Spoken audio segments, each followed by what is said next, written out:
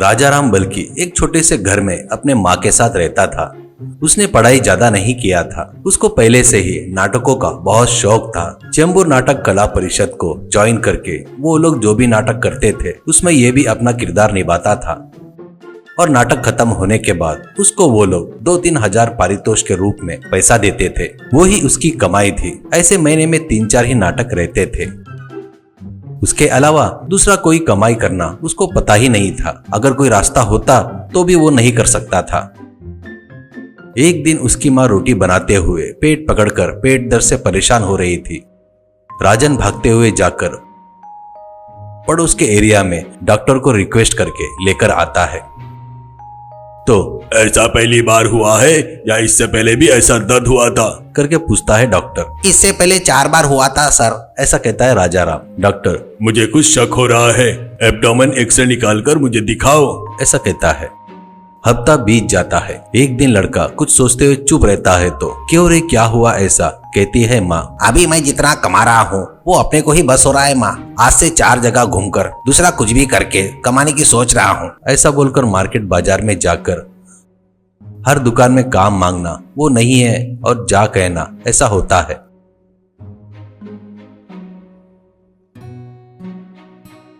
और वो एक दुकान से बाहर आकर निराश होकर खड़ा होता है। भूख लगी थी। सामने में उसे लाइन से 7-8 स्ट्रीट बिरयानी की गाड़ियां दिखती है। वो अपनी जेब में ढूंढता है तो 10 की नोट रहती है। आगे वाले एक गाड़ी के पास जाकर बिरयानी कितने की है भाई करके पूछता है तो गाड़ी वाला 20 रुपए की है, ऐसा कहता है। तो राजाराम 10 रुपए दिखाते हुए एक हाफ प्लेट देते क्या, भूख लगी है भाई, ऐसा कहता है। तो गाड़ी वाला हाफ प्लेट नहीं देते हम लोग, ऐसा कहता है। राजाराम बड़े आस से हर गाड़ी वाले से जाकर पूछता है। सभी लोग नहीं मिलता करके बोलते हैं।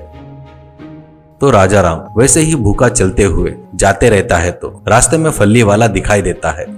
उससे 5 रुपए का फल्ली लेकर खाते हुए चलते जा रहा था। एक छोटे से दुकान में से उसे अरे राजा भाई करके आवाज सुनाई देती है। उधर देखता है तो वो जिस नाटक कंपनी में काम करता था उसको कपड़े, मुकुट, सूट ऐसे सप्लाई करने वाला चंद्रमोहन दिखाई देता है।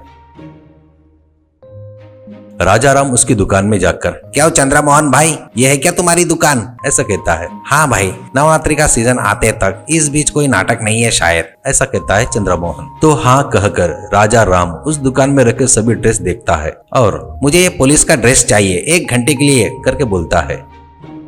तो चंद्रमोहन नाटक वाटक तो कुछ नहीं है तो ये ड्रेस क्यों चाहिए भाई, ऐसे कहता है हंसते हुए।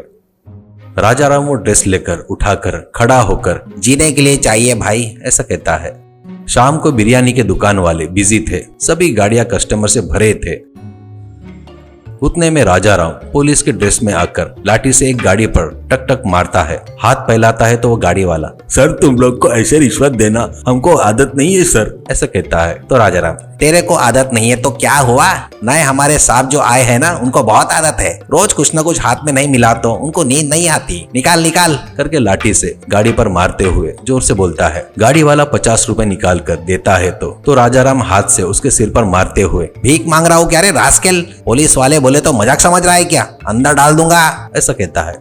वो डरकर 100 रुपए निकाल कर देता है। मैं जब भी आऊंगा तब ऐसे ही फालतू के नखरे किए तो ठीक नहीं होगा, कहकर बाजू वाले गाड़ी के पास जा रहा था तो बाकी के गाड़ी वाले पुलिस आया है करके वहां से देखकर राजाराम उनको कुछ कहने से पहले ही सब लोग 100-100 रुपए निकाल कर देते हैं।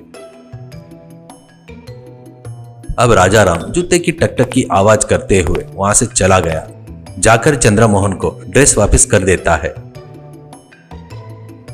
अब वो 4 दिन रुककर उसके बाद व्हाइट यूनिफॉर्म पहनकर टोपी पहनकर आता है और यहाँ पर बिरयानी बेच रहे हो ना, कब से हो यहाँ पर करके कहता है कड़क आवाज से। तो वो लोग राजाराम का यूनिफॉर्म देखकर डरकर कौन हो सर आप, ऐसे कहते हैं। राजाराम कोई भी सामान खाने की वस्तु पर टैक्स लगाने वाला टैक्स ऑफिसर हूँ। स्ट्रीट फूड की गाड़ी वाले होटलों से भी ज्यादा धंधा कर रहे हैं करके हमारे नजर में आया है। रोज के एक जन 5-6 हजार रुपए कमा रहे हो ना, यानी एक बिरयानी पर 18% टैक्स लगेगा, तुरंत निकालो नहीं तो कल सुबह बुलडोजर आकर तुम्हारी गाड़ियों को उठाकर बाहर फेंक देंगे, ऐसा कहता है। वो लोग बहुत डरकर उसके सामने गिड़गिड़ाते हुए 5000 जमा करके देते हुए साहब इस बार ये लेकर छोड़ दो हमको।